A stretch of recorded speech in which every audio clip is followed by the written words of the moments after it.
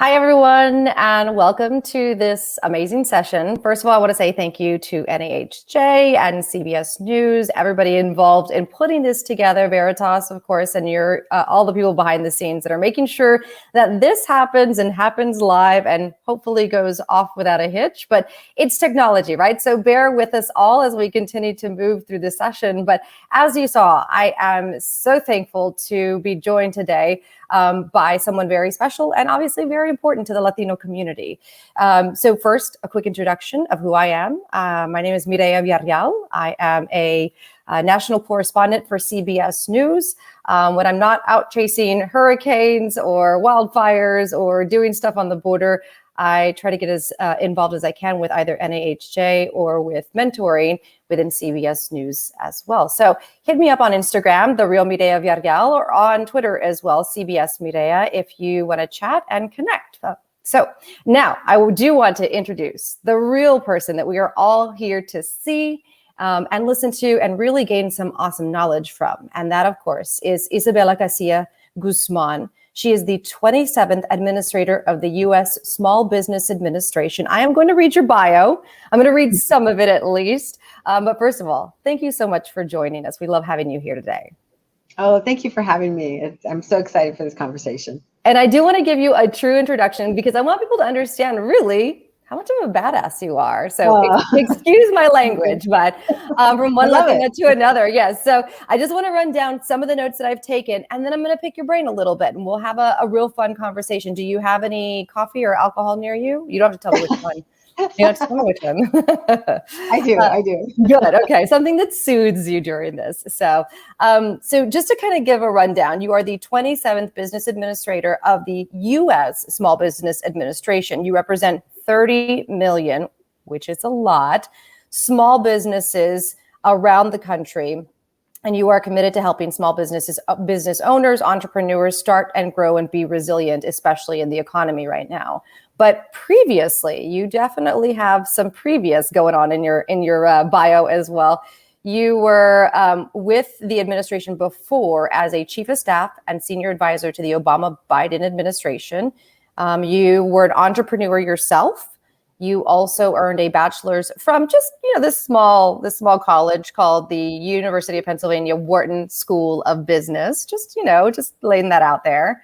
And then on top of that, you've done extensive work in California with the state as well. You were the director of the California Office of Small Business Advocate, where you were the voice of small businesses and innovative startups with the 5th largest economy in the world. You were an administrator, you advocated for programs. I mean, the list goes on and on. I don't want to bore people, but I definitely want to give you the street cred that you deserve. You have a lot going. How have you accomplished all of this? Be honest with me. Well, I've had some incredible mentors. We all need that strong mentorship, and including, shout out to Maria Contreras-Sweet, who was also an administrator of the U.S. Small Business Administration, and I served as her deputy chief of staff and senior advisor.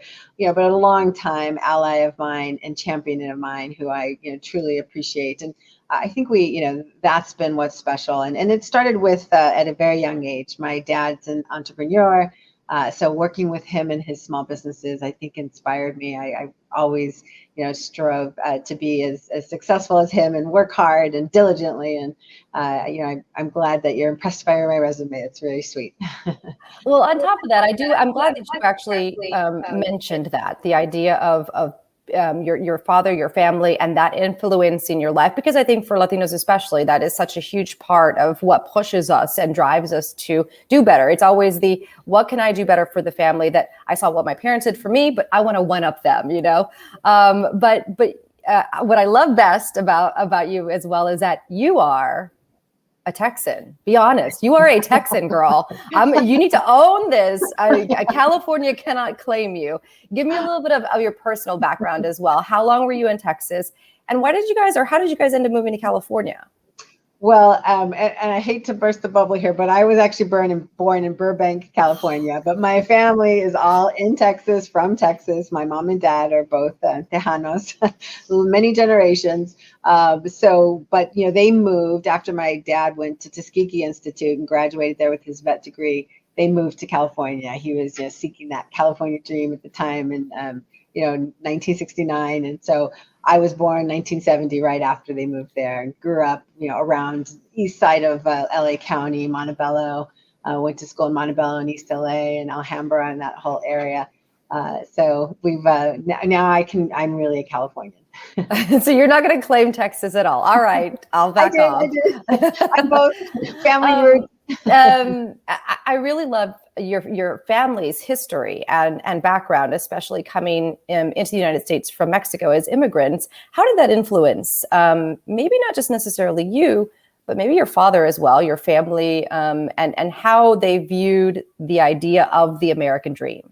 Mm-hmm. Yeah, no, I can completely. I mean, and my relatives, I said there's some long time Tejanos, back into late 1800s, but as well, my mom's family, there's traces their roots to Aguascalientes, my dad's to Jalisco generally, and so we've, but I think being that identity, that long time family history of coming to seek opportunity, that hard work ethic that immigrant families have, I think has stayed with us throughout.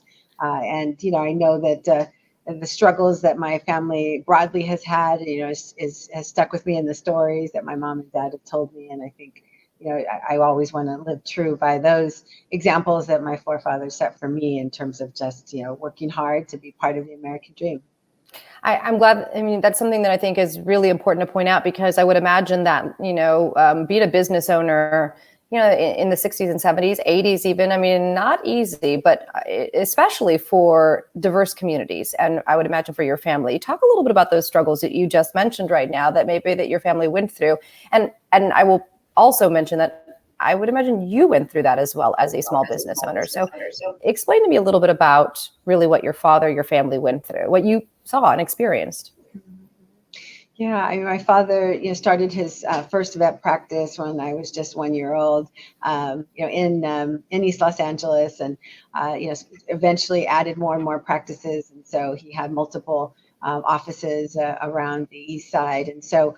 But building, there was, lots of struggles in terms of just, establishing himself in the community. Main streets are defined by our businesses, and that diversity was emerging at that time.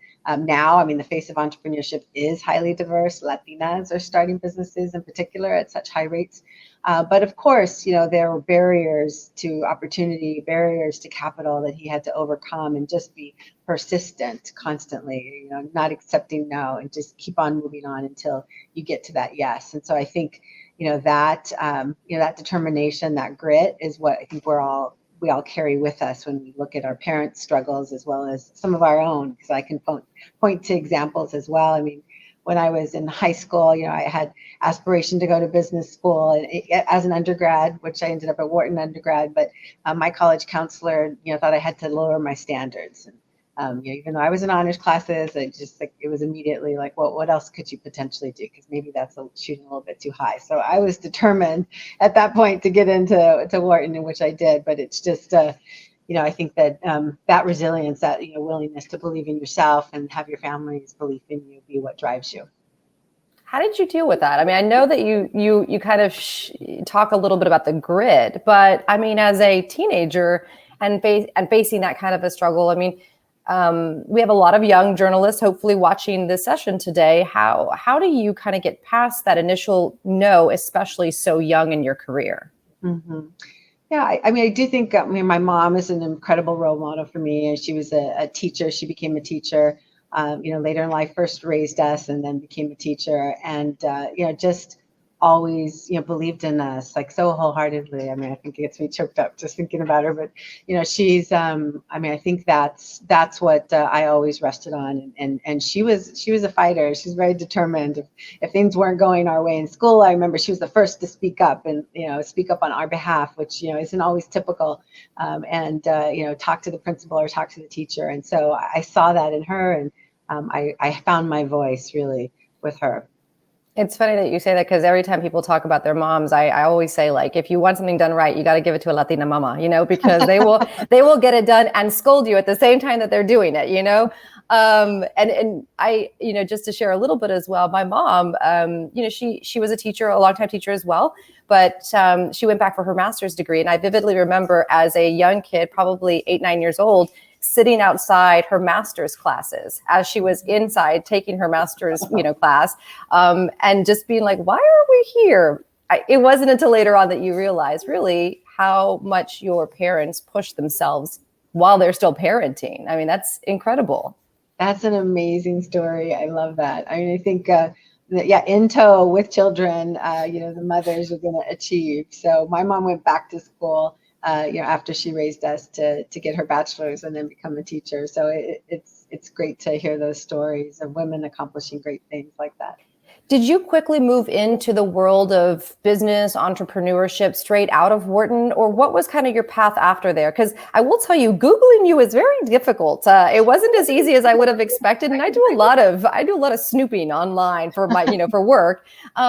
I imagine that if I really delved in, I could find everything that you had done, but I'd rather hear it from you. So post Wharton, what was your path?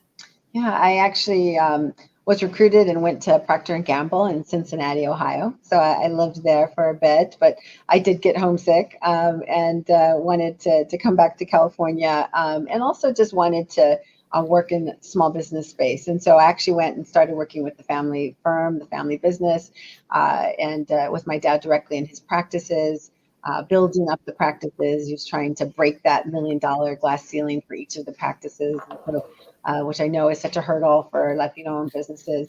So it was great to be a part of that accomplishment with him. And he's, I did that for a few years. I also started working with other entrepreneurs and starting up different ventures, and started up a couple of my own businesses in light manufacturing and a print production studio in Los Angeles, as well as being an independent contractor. I've done sort of all stages of the small business spectrum. So really appreciate the hard work that small businesses put in, and that commitment to the marketplace in their communities. It sounds like you kind of, sometimes when people sort of talk about like the different things that they've done, I always hear my mom in the back of my head saying, jack of all trade, master of none. But I would imagine, was there method to the madness of you trying these different avenues, different businesses that you were kind of venturing off into? Mm-hmm. Well, I think what I'm really, what I would excel at, what I love to do is operationalizing a vision, delivering against a vision. And I think that's why I love small business and entrepreneurship. You're building, from scratch something and seeing it come to life. And so, that was the theme throughout. I think I was industry agnostic. And so I had a lot of different experiences, either with the entrepreneurs I worked with. I mean, from, high-tech innovative startups to banking to Hollywood print production type of environment. So, I think that was what I liked. It was the skill set that I brought to each experience that tracked around small business and entrepreneurship. And then when I eventually shifted to policy, I think, that's where I really saw the passion for trying to make impact on those small businesses, giving them pathway to all the resources that I had to dig and hunt and figure out on my own. And, here's an agency, the Small Business Administration, that laid out those tools and resources. So now it's my passion to make everyone aware of the great services that we have here. And you have created what a lot of us in the business like to call a good pivot in the story here, because I think that, I wanted to ask you about your challenges, but you kind of alluded to it right now.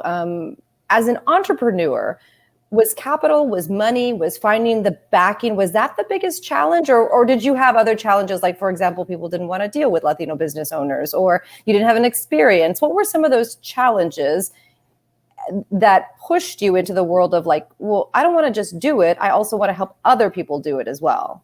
Mm-hmm. Yeah, obviously there are challenges. I had businesses fail as well. So no way. Which ones? I have to know which ones. You can't just say that and not tell me. Wait, hold on. I just, when you talk to people that are so accomplished, you're like, there's no way they failed anywhere. what was the biggest one? I have to ask Yeah, and stop you. I mean, well, after the Great Recession, I had the print production studio. Obviously, it was heavily dependent on marketing. That was, cut back, post-recession, and we lost a lot of business. And we didn't have the deep pockets or capital to be resilient, which is why, COVID in particular, during this time, this last 15 months, working straight with businesses, I've really empathized with their situation. You're not prepared for this moment, that moment where your revenues are just cut dramatically. And so, we closed down the business, and I moved on to other projects. But I don't think, I didn't reflect too much of it on the time because, it happened. I was successful during the time period, and I realized what my deficit was. And you learn from the experience and move on and know that you're not going to repeat it the same way. For those people that are not just looking at businesses, but also looking at their personal lives, because this is a journalism conference. And so how important is it for you to to always be analyzing where you are at as a professional? Because I think that's kind of what you're alluding to, is this idea that you took a hard look at what you were doing and did I would imagine a cost benefit analysis and said, it's time. I mean, that can't be easy. How often do you have to do that? Yeah, well, I mean, with small business, it was definitely, that's like your baby, your small business, and your employees are your family, and so those are always difficult decisions. But knowing when to exit, knowing when to move on or completely pivot, change your model altogether, as we've seen so many businesses do during COVID, that's a really critical business skill. And so. But I think throughout that, it's always just thinking about the opportunities that lie ahead, and what you can do to better your community, better yourself, and improve for the future. Because I think that impact, and especially as we look towards future generations, and it's so impressive to see great accomplishments coming out of the Latino community broadly. But I think that gives inspiration for us to continue to excel and lead a path for others to follow. You moved into the policy part of the world of business. Did you ever think that would be your path? No, not at all. I never did, but it was just a unique opportunity. Obviously, my mentor, Maria Contreras-Sweet, had served in government. She really valued that civic responsibility, and I think all of us should. I mean, we see how important it is to get engaged and serve in whatever capacity fits your life and your profession. But this was a unique opportunity to really take my skill set and apply it to federal government and an agency that, the Small Business Administration, SBA, that really serves businesses with capital products and marketplace access and technical assistance broadly, and connection to networks. And that felt completely right. It was an opportunity to not only create policy and build programs that could really make a difference to small businesses across the country. So I always think of my dad, or think of the different businesses that I've worked with or started. And so if it can become personal, if there's a personal mission involved, I think in the vision, then the policy is a great avenue to make an impact. As you're looking at kind of the beginning part of your role in more of a government access role, was there a point where you kind of said, there is this group of people, or there is this diverse community that is growing fast, but we're not really helping them as much as we should? I say that because I want to tee it up for you in order to give me an idea of also why we have you on an NAHJ panel. I mean, give me an idea of what you started to see. What was the trend that you started to see when you started to take the role in government?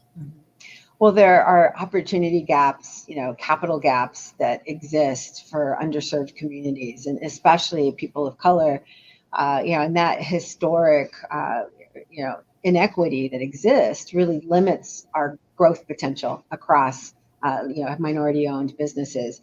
And, just making that connection to the deficits in our economy and our global competitiveness. So I think that we need every entrepreneur, every idea to have that opportunity to thrive. And so, that's really where we're focused on at the SBA. The Biden-Harris administration is committed to equity, because we know that our economy has to recover and build back better just so that all of our great businesses and all of our people can have economic opportunity.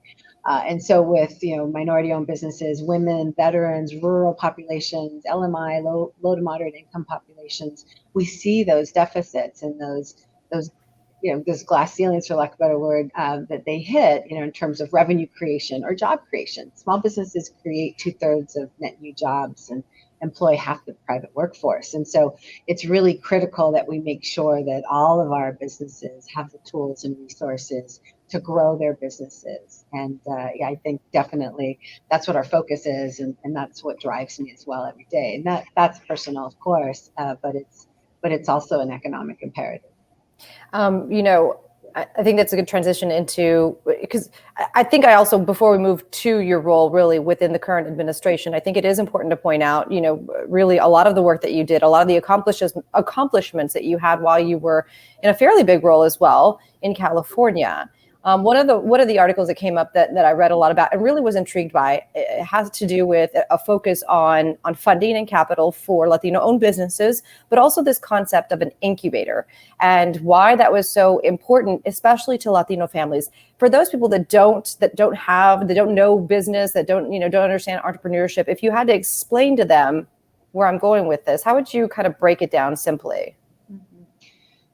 As a business owner, you're only as strong as the skill sets that you can bring to the table, or the network and the skill sets that they have that you can surround yourself with. And so, the ability to analyze markets or figure out what's the best capital for you, or understand how to study, your profit and loss statement, or whatever the challenge is, you're stronger by the network that you build. And incubation is especially for startups, at the very beginning, when you are still learning all these things, and maybe you don't have the strength, the best position from a capital perspective, especially women and minorities that may not have that wealth creation, that historic, wealth creation amongst their families. It's a tough build. And so relying on organizations that support you with technical assistance and connection to capital and connection to resources really puts you at a stronger position to succeed in the long term and be resilient. So you created a task force while in California that would basically create kind of like this bubble around business owners. Is that kind of the way it's? I mean, am I explaining that correctly? Yeah, I mean, more or less, because I wanted to gather all the experts, and I gathered experts on both just general small business, Main Street, to manufacturing, to professional service firms, and as well the innovative startups, the science and technology based entrepreneurs, and they have some different challenges, but they're all small businesses and can access resources, and we tailor our services to all of them. But we wanted to make sure that entrepreneurship was alive and well, and that we were supporting all of our great entrepreneurs, no matter where they were from, around California. And all those principles I'm transferring to the federal level at the SBA. And I want the agency to be as entrepreneurial as the small businesses we serve. And really what that means is understanding, where businesses are at, who our clients are, and what they look like.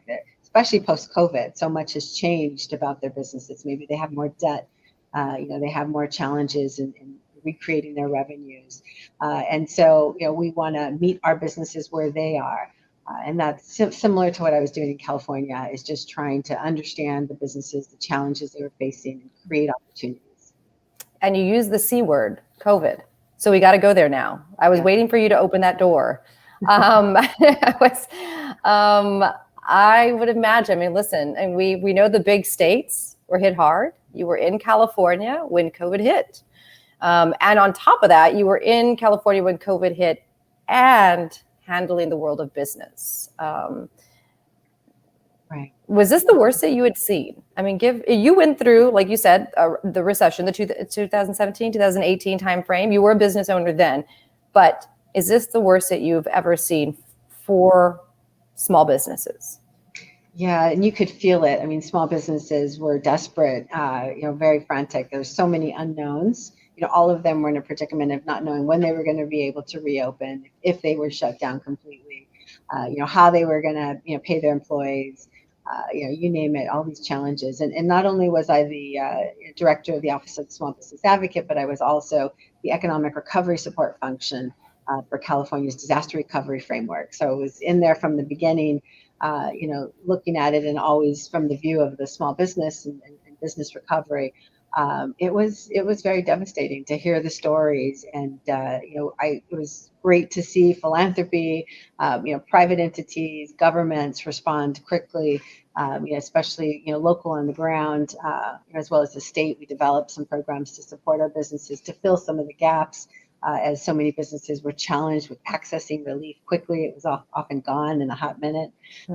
So we really, it was the most devastating thing that I've seen, and gladly we're starting to see the end of the tunnel there. We have people getting vaccinated at strong rates. We want to keep that going because that's definitely what we need to get our small businesses open. They want revenues more than they want financial relief or debt or capital.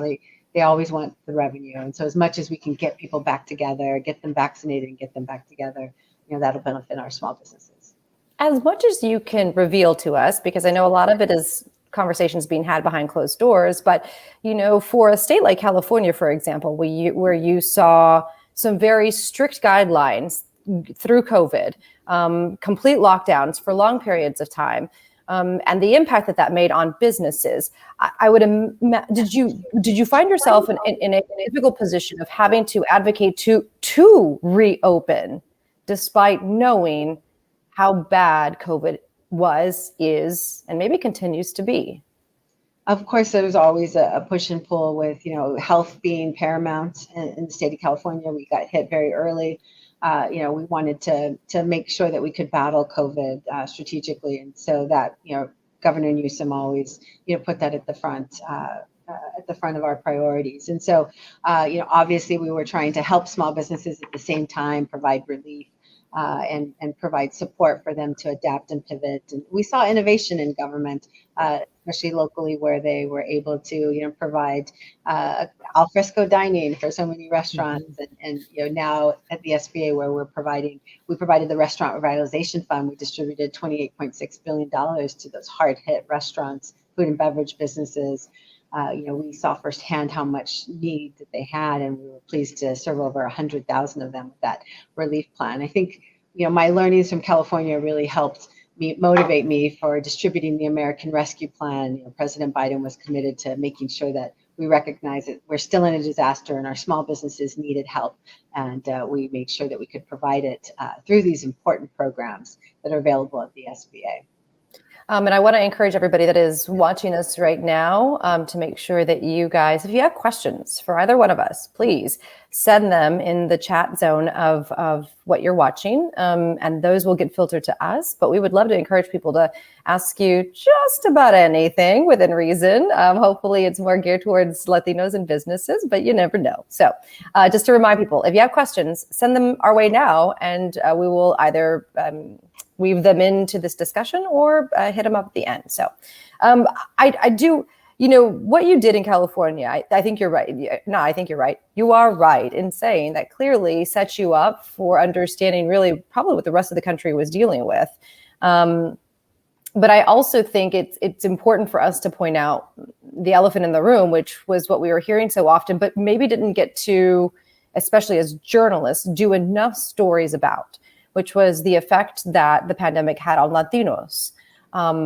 What were the discussions you were having within California? And then as you came over into the Biden-Harris administration, I would imagine you had those same conversations. So what were the talking points when you started to talk about Latinos and Latino businesses? Well, we definitely saw a disparate impact, for people of color. Latino-owned businesses were hard hit by the pandemic, and many in industries that were the hardest hit. But not only that, we're oftentimes not able to access relief at the same rate, either at all or to the amounts that they should have been able to. And so that outreach, that, flexibility in the program design in and of itself was just so critical. So with the Biden-Harris administration, when I went at the federal level, all those considerations were still known. And as we've been pivoting and adapting our programs, we're trying to make sure that we are reaching all of our underserved entrepreneurs, and not only the people of color and women, but also veterans and low-income communities and rural communities that oftentimes struggle to access those resources. And one of the great programs that we're launching is the Community Navigator Pilot Program. It's sort of like Prometoras for healthcare, so trying to connect people to the health exchanges, advocates, local champions in communities who are able to be aware of all the resources and connect people. And that's what our community navigators are going to be, as larger hubs that provide the information to the spokes, the trusted people on the ground, who can connect our underserved businesses to the resources at the federal and beyond. So we're really pleased to try to implement those kinds of programs, recognizing the disparate impacts that we saw on communities, including Latino-owned businesses. And it's also just reflected in how we design programs with the Restaurant Revitalization Fund, which was a program that I was able to oversee from start to finish. We had it bilingually in Spanish and English on the platform, so you could actually apply in that language, and then it was available translated in multiple other languages.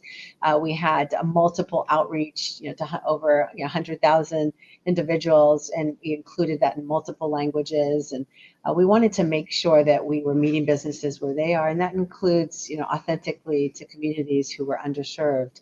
And as a result, 18 billion of the 28.6 billion went to underserved subgroups, including women, veterans, and socially and economically disadvantaged people. So we focused on trying to fill those gaps that existed for underserved businesses. And the same across all the programs. We're looking from that angle, how do we better serve our small businesses that are diverse and that are the changing face of entrepreneurship?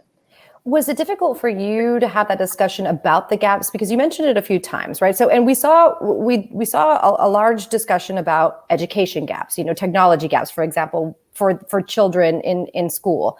We saw obviously the medical insurance and gaps in healthcare. But I don't know if people then realize that you're going to have the same sort of gaps or similar ones when it comes to small businesses, entrepreneurs, the working force. Was that hard to recognize, or was it something that you always knew was there and now you needed to explain it to everyone?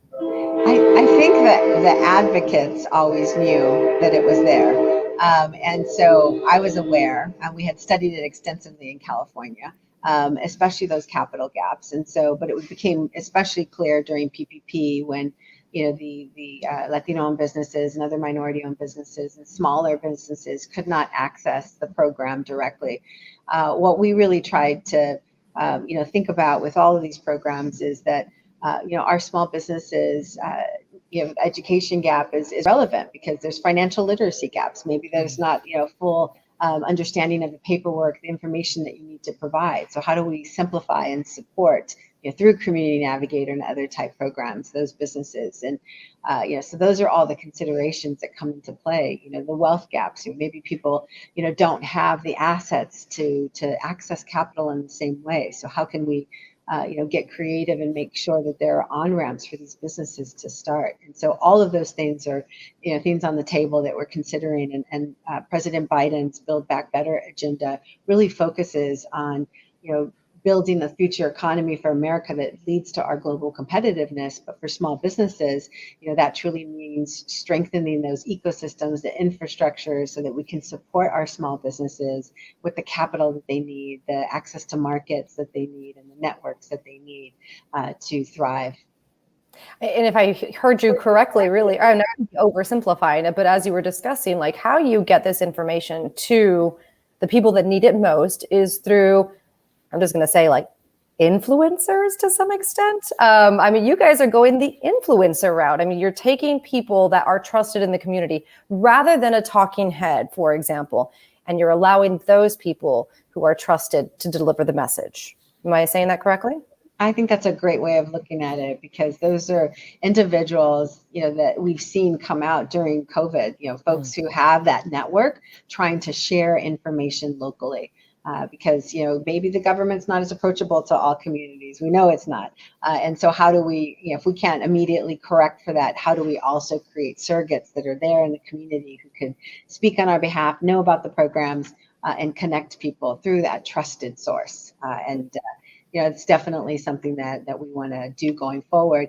It's such a different time, and people really think of small businesses differently now. I mean, the main streets have always defined our neighborhoods, and so now more than ever, they've been able to witness firsthand those small businesses suffering and want to do more to help. And so that's the buy local effort, shop small. But in addition to that, it's organizations and philanthropy coming together, corporations to really reach and support our small businesses. So we're trying to leverage all that.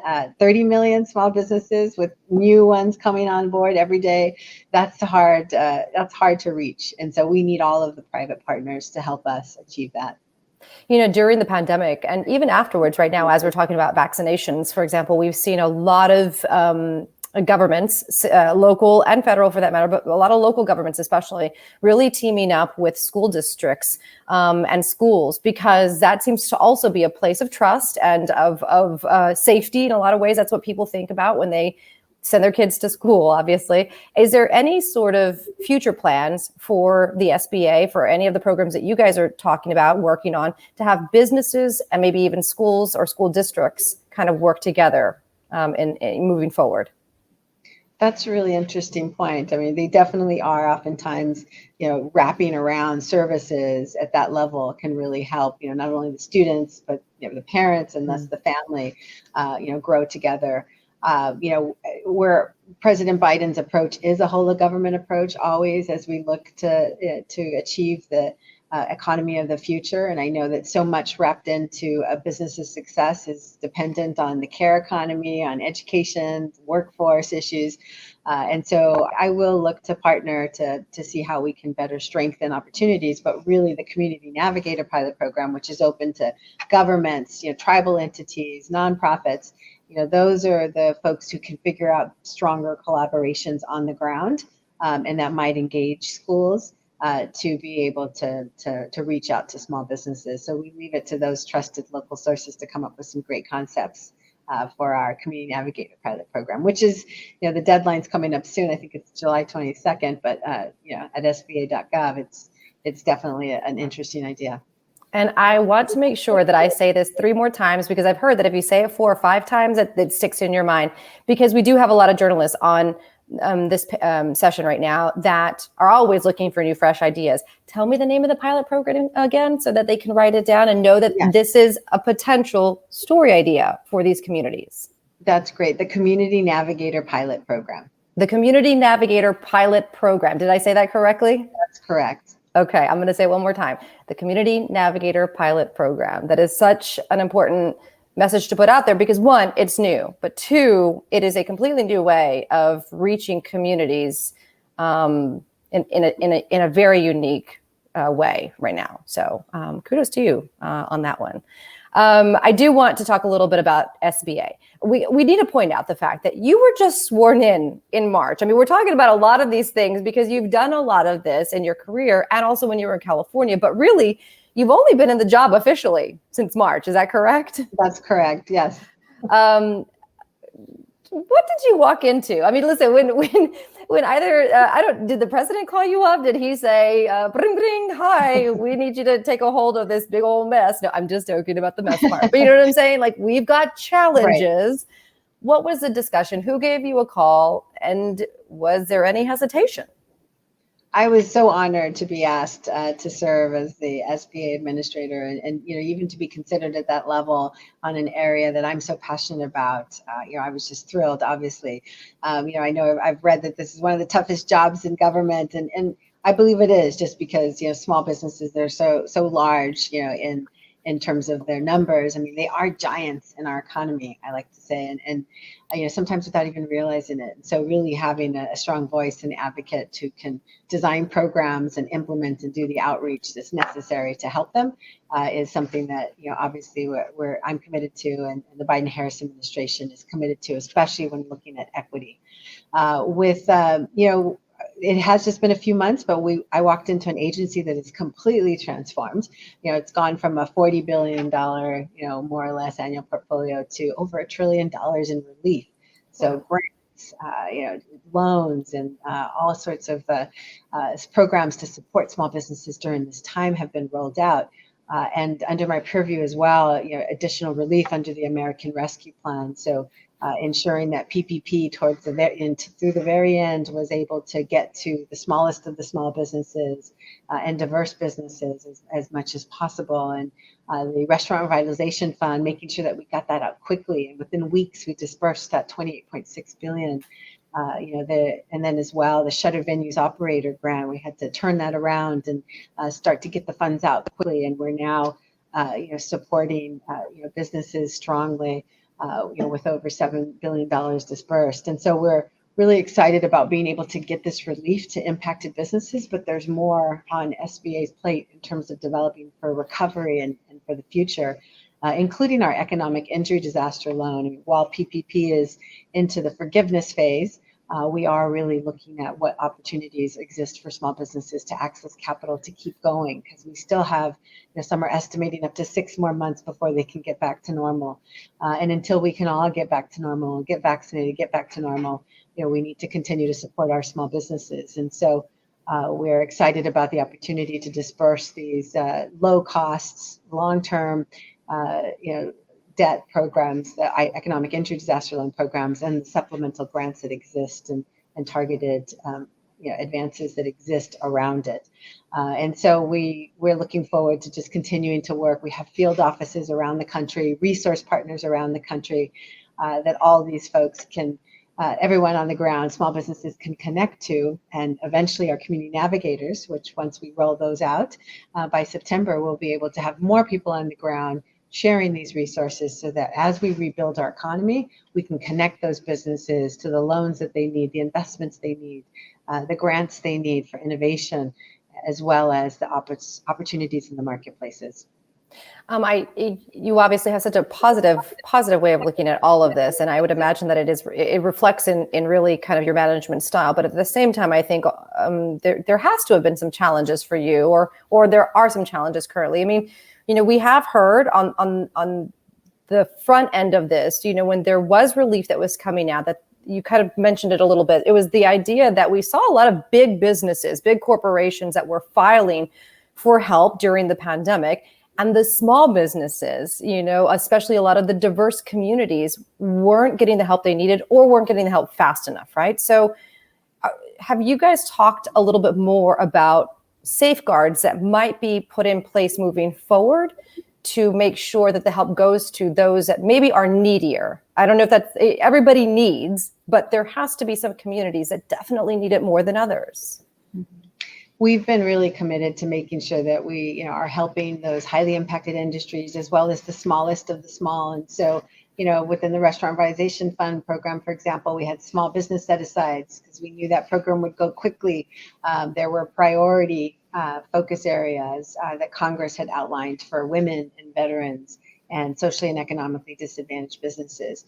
And so across all our programs, we're trying to make sure that we're looking at those types of issues so the money gets into not only the hands of those that it's intended to serve, because we are putting in risk frameworks, control frameworks to make sure the money gets into their hands, but as well, that we're looking at, revenue loss or small businesses and the smallest of the small to try to prioritize some of those, not only outreach, but also by design, some of those funds. They're always going to take heat for this, I would imagine, but there was a lot of complaints early on too about the delays, how long it was taking people to get the help they needed. I think this is something that the country had never dealt with before. I would imagine that your department did what they could in the moment, as we all were, but how do you deal with the delays? Do you feel like that has been resolved, or is that always going to be an ongoing kind of work in progress?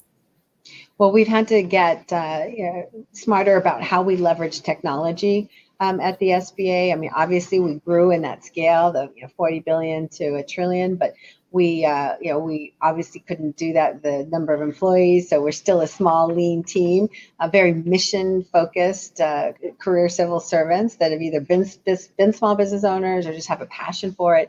And so what we really tried to do is leverage technology so that as we implemented strong controls and frameworks, that we also could figure out best practices in the industry in terms of expediting that support, because we want to turn things around quickly. And so, restaurant program we got out in a few weeks. Shuttered venues, since we've relaunched with a new process, we're getting out billions within a few weeks. And so we continue to try to commit to revamping all of our programs so that we can balance that speed and swiftness with efficiency and strong controls.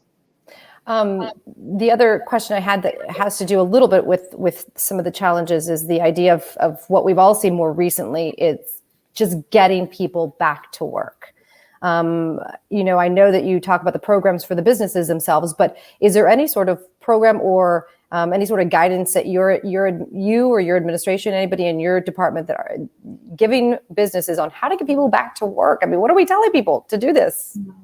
Well, I think one of the most important things to get people back to work, to get our kids back to school, to just get normalcy back on our main streets and our business centers is to get people vaccinated. So there were huge investments within the American Rescue Plan, and the progress that we've made in terms of getting people vaccinated is what's making a difference in our economy and for our small businesses. So that's first and foremost. And we're trying to help businesses. There are tax credits for small businesses across the board, including one that's just for businesses to get their employees vaccinated, time off to get vaccinated and time off to recover if needed.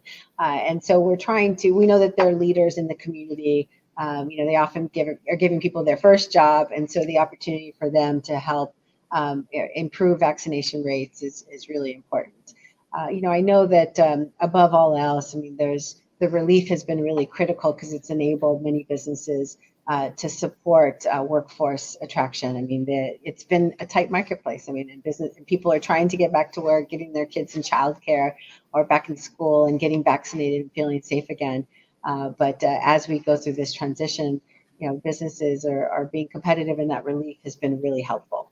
So that's what we're focused on, and making sure we're getting relief out quickly into the hands of those small businesses who need it the most. I like the tax credit point. I'm hoping that people are taking little notes here of what could be potential story ideas moving forward as well. And then the tax credit and looking at that is important for people who are getting vaccinated.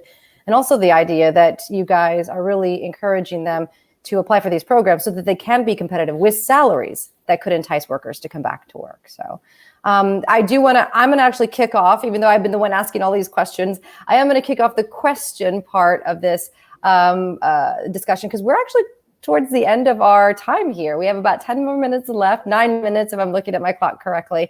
And we really want people to we really want to encourage people to send in questions, any questions about what you do and about what you will be doing in your role, because I think it's important. But one of the questions I want to do to give you, just to tee it off a little bit, is what are we missing as journalists in the next 3 to 6 months? What should we be focusing in on that is important, maybe not just to the Latino community, but diverse communities in this moment? Well, I think, making sure that those small businesses have the information that they need to position their businesses for success, I think is so vital. The attention on PPP, the attention on EIDL, those economic injury disaster loans, has been great, but that continued laser focus on what we can provide to our small businesses in terms of resources is so important. And so we greatly appreciate any amplification of the programs that we have, so that small businesses, especially Latino-owned small businesses who turn to their newspapers as a trusted source of information, are able to hear about these government programs and know what's available to them. I think that's really critical. I think going forward as well, as we look towards recovery and building this new economy, making sure that Latinos are at the table and able to access some of the opportunities. There's going to be great investments in infrastructure and innovation and R&D and manufacturing in our supply chain. And the SBA is positioning to try to help those businesses access those opportunities, access those markets. And as much attention we can put on opportunities like that, I think that's better for all of us to gain momentum in the economy. One of the questions that we had come in, and I do want to shout out, earlier we had Elisa Gonzalez, who is watching this as well. She sent us a note during our conversation that we were able to weave in and talk a little bit about. We have another question from people who are watching the session. What are the greatest challenges facing small Latino-owned businesses over the next year as we return to normal to some degree? What are some of the things that you still see facing Latino businesses that are going to be a challenge moving forward? Well, I think that there are going to be great opportunities. And so having the capital, those resources that you need to build back your business will be really important. And so taking advantage of some of the programs that are still available, like the Economic Injury Disaster Loan Program, or looking for opportunities. President Biden recently announced an increase in the goals around disadvantaged business procurement in the federal government. Largest buyer, federal government, Uncle Sam. So with the SBA's programs around government contracting, we try to support small businesses to engage in the federal marketplace. There are revenue opportunities and growth opportunities coming down the line, and we want to make sure that businesses start researching now and figuring out how to participate in those marketplaces or global marketplaces as we reopen, or e-commerce and leveraging technology. So I think it's a good time for businesses to also research and position themselves for the future and ally themselves with some of these strong networks to support themselves.